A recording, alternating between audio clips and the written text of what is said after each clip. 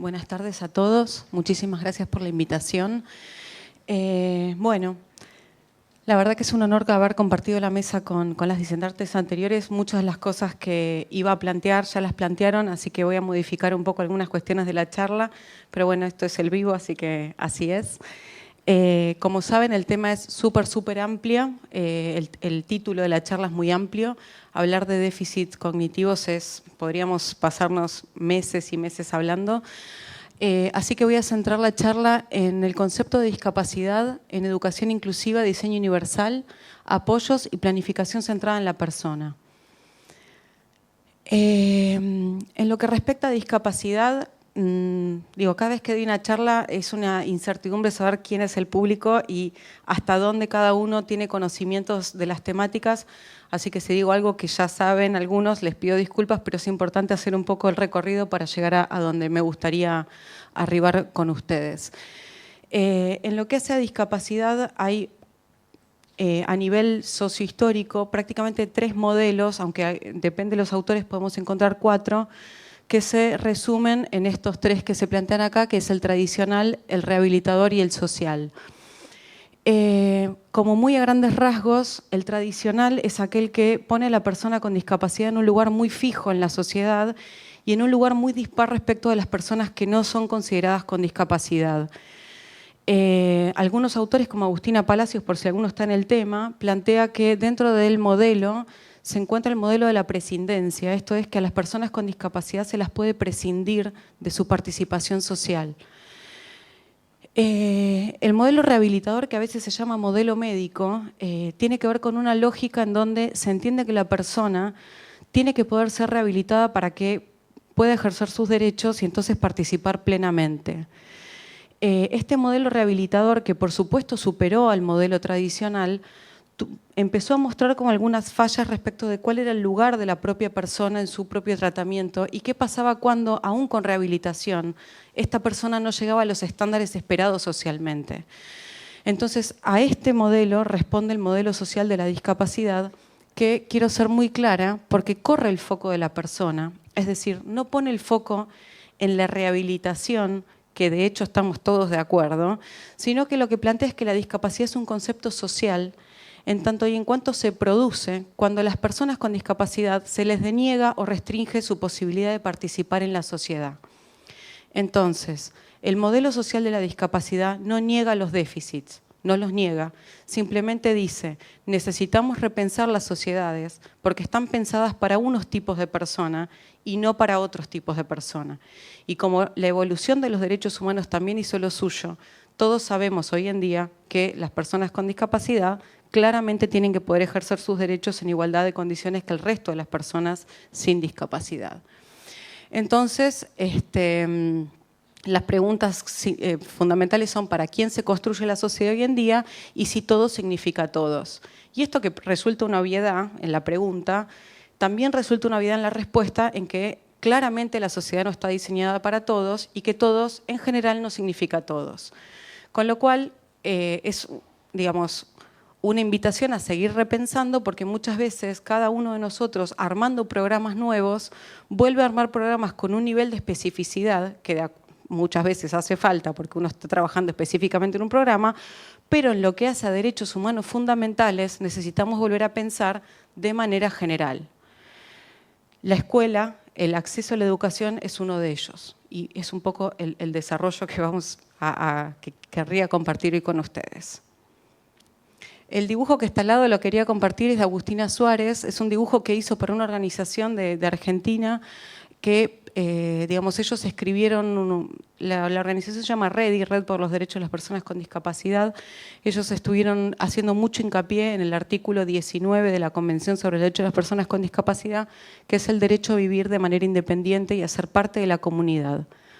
Así que bueno, siempre cuando lo vi me encantó porque plantea de un lado un mundo dividido, en donde unos viven en un lado y otros en el otro, y el otro es un mundo que sí permite el acceso de todas las personas y es bastante más luminoso. ¿Se veía? Sí, lo vuelvo para atrás. Y hace foco en la accesibilidad, ¿no?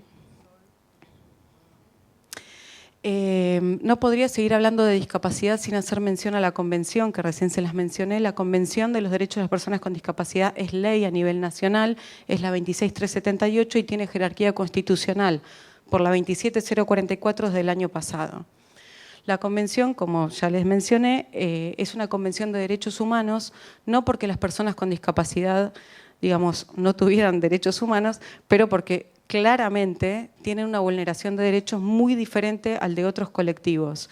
Con lo cual hizo falta armar una convención que les recomiendo para los que no la conocen su lectura, porque va derecho por derecho planteando de qué, por supuesto, primero el derecho y después va bajando, mostrando en el mismo artículo, en sus desagregados, cómo podría llevarse a cabo que esto sea no una utopía, como a veces pasa con estos documentos, sino que pueda realmente bajarse y ejercitarse una, digamos, una sociedad inclusiva.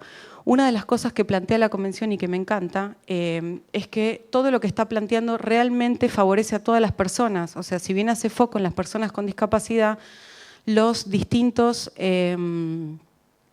artículos que van recorriendo los distintos derechos nos permitirían repensar la sociedad de manera que todas las personas, aún sin discapacidad, nos sintiéramos más parte. Bueno, el preámbulo y el propósito son los dos lugares a donde se definen a las personas con discapacidad. ¿Alguien tiene dificultad para leer la filmina? Ok, entonces voy a hacer foco más que releerles la filmina en decirles que, como ustedes perfectamente saben, discapacidad es un término muy amplio, ¿no? Y la Convención plantea que es un concepto que evoluciona y que resulta de la interacción de personas con deficiencias y su interacción con el medio. Pero lo que, digamos, el corazón de la Convención es que las personas con discapacidad son personas que comparten una discriminación permanente a su participación por el hecho de no encajar con una idea de normalidad que tenemos todos construida. Por eso entran todos dentro de la Convención, por eso una persona sorda, que no tendría por ahí nada que ver con una persona con discapacidad intelectual, está contemplada en la misma Convención, porque lo que tienen en común es que vivencian patrones discriminatorios históricos y que estos patrones discriminatorios, sea la característica que sea, en lo que se refleja es una restricción o directamente una negación de la participación en la sociedad. Entonces, ante un mismo problema, lo que nosotros podemos pensar es si es justo para todo el mundo lo mismo, si cada uno hay que darle lo que necesita. Pasa mucho en discapacidad y sobre todo en inclusión educativa, que se dice, bueno, para todos los chicos hay que darle lo mismo, porque si no hago diferencias, porque son todos iguales, ¿no? Y yo siempre hago hincapié en lo que tiene que ver con la igualdad de derechos, que la tenemos todos por el hecho de ser seres humanos, por la dignidad inherente, y la necesidad de darle a cada quien lo que necesita, los apoyos que necesita para que pueda ejercer esos derechos. Porque ninguna de las dos personas somos iguales y para poder ejercer nuestros derechos con igualdad necesitamos posiblemente que haya adecuaciones que hagan a nuestra particularidad. Entonces, en este sentido, es interesante separar esto de iguales o diferentes. Bueno, iguales en derechos, diferentes en necesidades. Y necesitamos en los derechos humanos fundamentales que nos den los apoyos necesarios para que podamos ejercer nuestros derechos en igualdad de oportunidades. Con lo cual, en el sistema educativo, sobre todo, necesitamos repensar el sistema en función de las personas y no seguir pensando que las personas se tienen que adecuar a los sistemas. Hay un trabajo muy fuerte que se viene haciendo desde sociedad civil, a nivel internacional ni hablemos, a nivel local también. En Argentina hay unas organizaciones, más de 120, que se agrupan en lo que se llama Grupo Artículo 24 por la Educación Inclusiva, que vienen planteando y empujando para que el sistema educativo cambie, y no en beneficio solamente de las personas con discapacidad, sino en beneficio de todos. Hay dos conceptos que se hacen claves de la Convención para meternos de lleno en lo que es inclusión educativa de personas con déficit cognitivo en este punto, pero nos va a servir para varias, y que tiene que ver con la definición de diseño universal y de ajustes razonables. El diseño universal lo que plantea es que pensemos los diseños que sean lo suficientemente amplios como para que abarquen a la mayoría de las personas posibles. Y esto no son solo diseños arquitectónicos, en donde por ahí es lo más fácil de ver, una rampa, un ascensor, varias rampas, varios ascensores. sino también el planteo está hecho en lo que tiene que ver con la comunicación, en donde en la convención se avala el uso de sistemas de comunicación aumentativo y alternativo, el braille, el uso del lenguaje sencillo y demás formas, no solo, digamos, no solo programáticas, sino también de ayudas técnicas, avalándolas como sistemas de comunicación válidos. Si hoy nos ponemos a pensar, todos nosotros transitamos la escuela y sabemos que en las escuelas comunes me refiero a escuelas que están pensados para un tipo de alumnos, donde empieza a haber integración, pero con algunas reticencias, el uso de sistemas aumentativos y alternativos de la comunicación todavía sigue siendo una pelea para los que queremos ayudar y apoyar en la integración de estos chicos. De esta manera, hay algunas cosas que son relativamente fáciles de implementar en la escuela, tal como la conocemos hoy, y que lo que está impidiendo ese trabajo es un prejuicio y una manera conocida de trabajar que es de la misma manera hace muchos años. Al concepto de diseño universal se le suma en la Convención el concepto de ajustes razonables. El ajuste razonable es un derecho que tienen las personas con discapacidad y es importante que lo conozcan porque es la única convención que lo legisla. Y el ajuste razonable es una medida antidiscriminatoria de uso individual, o sea, no podríamos decir todos nosotros necesitamos una rampa porque eso es un ajuste razonable. La rampa es parte de un sistema de accesibilidad básico de cualquier lugar. Un ajuste razonable sería, por ejemplo, si yo soy usuaria de silla de ruedas y para poder estar y permanecer en la escuela necesito que además de que el baño sea accesible, por ejemplo, tenga un cambiador, porque sin cambiador yo no puedo permanecer 8 horas. Entonces eso, yo tengo el derecho por la Convención de pedir este ajuste razonable porque el centro y el corazón de la Convención es la participación plena y efectiva de todas las personas en la sociedad de la que son parte. Entonces, este interjuego entre diseño universal y ajuste razonable es lo que me permite que todas las personas puedan ser parte del sistema, porque con diseño universal abarco a la mayoría posible y con ajuste razonable, el que no me entró en esta mayoría posible, entonces le doy los apoyos que necesita para que esté. O sea, el corazón es la participación. ¿Qué sucede hoy en nuestro sistema? Bueno, todas las personas que están acá son de Argentina, ¿no es cierto? Sí, ella no, pero ella es de Canadá y Canadá tuve la suerte de estar y ella va con, digo, les estoy preguntando si son de acá por la explicación del sistema educativo. Ustedes saben que hoy en día el sistema educativo está armado en distintos tipos de escuelas, no es que hay una escuela para todo el mundo, sino que las escuelas, por ejemplo, especiales, están pensadas desde una lógica médica, o sea, uno va a una escuela para personas con deficiencia auditiva, con deficiencia motora, con deficiencia... Esta lógica que está siendo superada de manera internacional y en otros países, por ejemplo en Canadá, hay muchas provincias que no tienen 2 escuelas, tienen una escuela para todos los alumnos, no hay una distinción por temas de déficit, sino que se le brindan los apoyos en las escuelas para que todos los alumnos asistan en igualdad con los alumnos que no tienen discapacidad.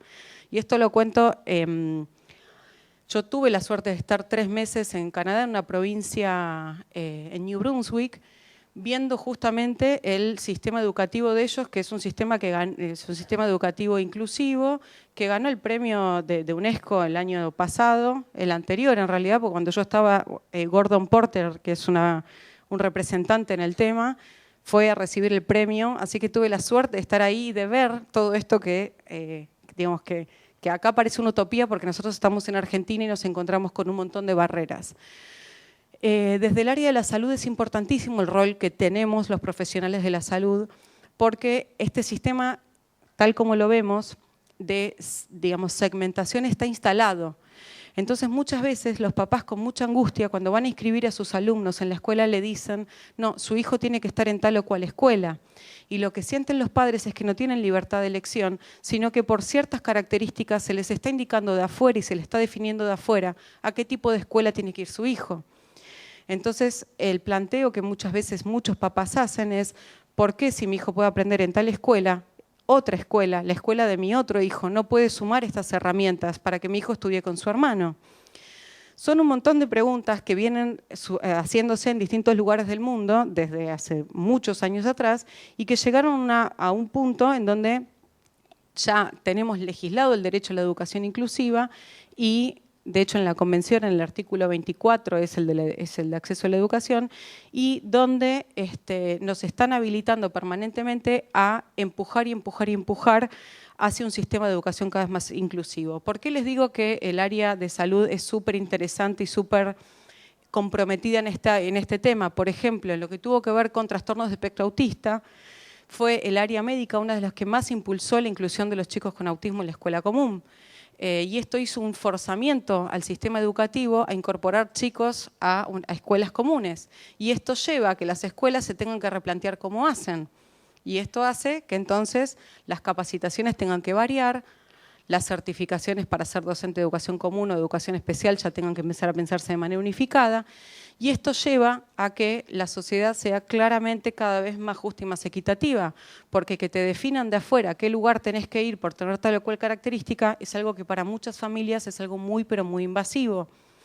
Y ya para otras está naturalizado, así que a veces por acción o por omisión estamos todos como reactuando un sistema educativo que en muchos lugares, e incluso el nuestro, está bastante obsoleto en muchas cosas. De hecho, hace un tiempo atrás, el año pasado, me vino a ver una mamá de una nena que tiene autismo y es ciega. Y me decía, no puedo mandarla a un colegio de personas ciegas por la parte del autismo y no puedo mandarla, ¿no? Entonces me decía, bueno, yo ahora voy a empezar a armar una institución para personas ciegas con autismo, ¿no? Y entonces si seguimos pensando así, es la institución de la institución de la institución, con el plus de que hay un montón de chicos que no van a poder estar en ninguna institución y es lo que termina pasando, que hay muchísimos chicos con discapacidad que aún pudiendo estar en escuela especial no están escolarizados, están o en algunos dispositivos que no son del área educativa, son más bien del área de salud, o directamente están sin ningún tipo de asistencia. Con lo cual, año 2016 son cosas que, digamos, que nos invitan a seguir replanteándonos. Bueno, en la filmina que les digo ahí, claramente lo que más me interesa contarles a ustedes es el tema de la integración y la inclusión en nuestro país. La realidad es que por más que hay muchas personas con una actitud inclusiva, el sistema educativo que tenemos es un sistema que en el mejor de los casos integra, no hace inclusión y la normativa no lo permite todavía. La convención plantea que las normas se tienen que adecuar y cambiar a la convención, pero todavía eso no se hizo. Entonces todavía sigue pasando que el que no alcanza los objetivos de la escuela, aún con apoyo, se tiene que ir a una escuela que sea mejor para esa persona. Y esto es lo que les decía hace un ratito, que en realidad esto pone en evidencia que quien no alcance lo que el sistema pretende, entonces se queda por afuera. Y lo que veníamos hablando es que lo central de cualquier situación, sobre todo donde están implicados derechos humanos fundamentales, es que la persona sea el centro y no que la persona, porque no encaja con el sistema, tenga que quedar por fuera.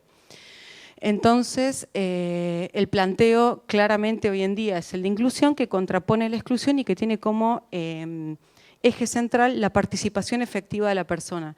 Y participación efectiva de la persona no es simplemente estar, sino sentirse parte, ¿no? Hay un estudio muy lindo cuando yo que tuve la oportunidad de ver hace muchos años y le preguntaban a una directora cuántos alumnos tenía incluidos y entonces ella contestó, no me acuerdo exactamente, pero 15.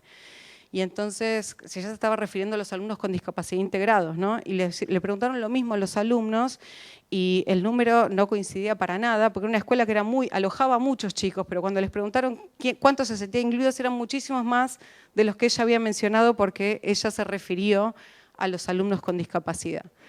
Con lo cual, digo, ese estudio fue muy lindo, este dio positivo, otros dan menos, ¿no? Otros estudios dieron que nadie se sentía incluido, pero lo que da cuenta es que la inclusión tiene que ver con el sentido de pertenencia, no solamente con estar, no solamente con que te dejen ser parte, digamos, estar, sino que te permitan ser parte y para eso te tienen que habilitar. Bueno, esto es un poco lo que les estaba contando recién, las diferencias entre integración e inclusión. Les compartía el marco de participación, de participar y estar, participar y colaborar, participar y la participación y la diversidad. Hay algo que me gustaría compartir también y es esta duda que nos surgen a todos en distintos momentos y es si no va a ser peor que una persona con ciertas características esté en una escuela común con otras personas que no comparten su situación. Y una de las cosas que se viene estudiando bastante es el tema de, digamos, a quiénes se les considera pares. Par no es la persona que tiene un diagnóstico similar, sino que la paridad tiene que ver con ser seres humanos y tener una dignidad inherente por eso. Entonces, el hecho de no mandar a una escuela común a un chico porque tiene tal o cual déficit, lo que hace es, digamos, olvidarnos que lo que podemos hacer es reeducar a nuestros chicos en términos de seguir colaborando en un cambio social hacia sociedades más justas y más equitativas. Bueno, la escuela inclusiva tiene altas expectativas hacia la comunidad, trabaja con interacciones igualitarias, democráticas y horizontales, la currícula es construida confiando y tiene altas expectativas hacia el alumnado. Esto de las altas expectativas hacia el alumnado es clave y otra vez volvemos a hacer una vuelta con lo que les comentaba respecto de los paradigmas en discapacidad. Los 3 paradigmas en discapacidad que les mencionaba, el modelo tradicional, el modelo rehabilitador y el que les mencioné dentro del tradicional que tiene que ver con la prescindencia, son modelos que, por más que están superados, todavía en algunas cosas se actúan. Ustedes saben que a veces la gente dice, bueno, nos tocó un angelito, estamos bendecidos, o qué habremos hecho en otro momento de la vida para que nos pase esto, o teníamos... Hay personas que dicen no, porque el pariente era un desgraciado, entonces todas esas cosas devienen de distintos modelos sociohistóricos que todavía siguen conviviendo y que lo que muestran es una desvalorización de la persona con discapacidad. Todos nacimos y estamos inmersos en un sistema en donde nos gustaría estar a cierto nivel y ser parte de una idea de unanimidad que tenemos todos, de que más o menos todos funcionamos de tal o cual manera, aunque eso todos sabemos que no es cierto, hay como un criterio compartido y a todos nos gustaría. Eso hace que las expectativas hacia el alumnado de personas con discapacidad en general no sean las mismas que hacia el alumnado sin discapacidad. Y las personas con discapacidad intelectual dentro de los déficits cognitivos posibles, porque hay otros, son claramente las más vulneradas en derechos. Bueno, vamos a seguir. Entonces, los sistemas educativos, basándose en el sistema social, lo que buscan es minimizar barreras, aumentar la participación, aumentar la valoración, aumentar la seguridad del chico y aumentar el sentido de pertenencia.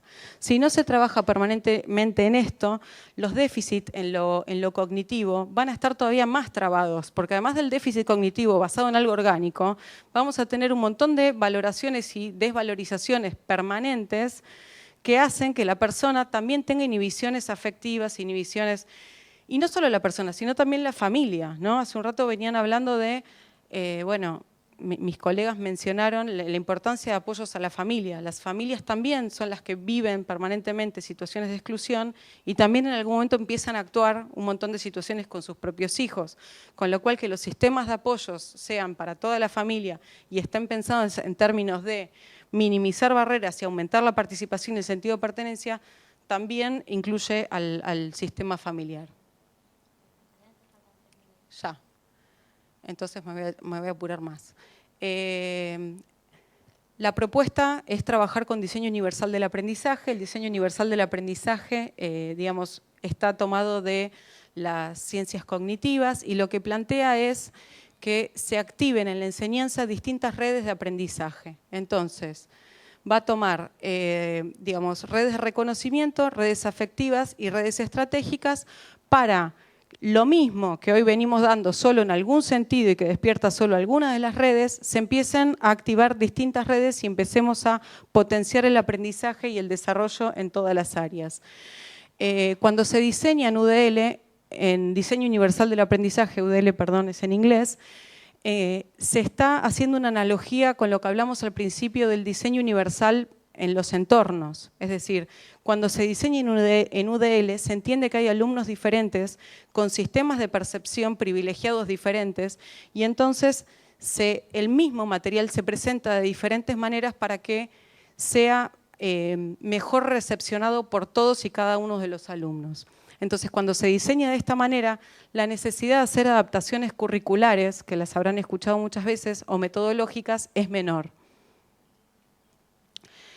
Bueno, entonces, en términos de la deficiencia cognitiva puntualmente, no les voy a, digo, lo que yo les puedo decir como psicóloga y dentro de mi expertise es mucho menos o igual en algunos casos de lo que ustedes pueden saber. En lo que sí quiero hacer apoyos es que tenga el déficit que tenga, tiene derecho a estar en una escuela común y lo que hay que hacer foco es en qué apoyos este chico necesita, este chico y su familia. Los apoyos pueden estar dentro de la escuela, pueden estar dentro y fuera de la escuela.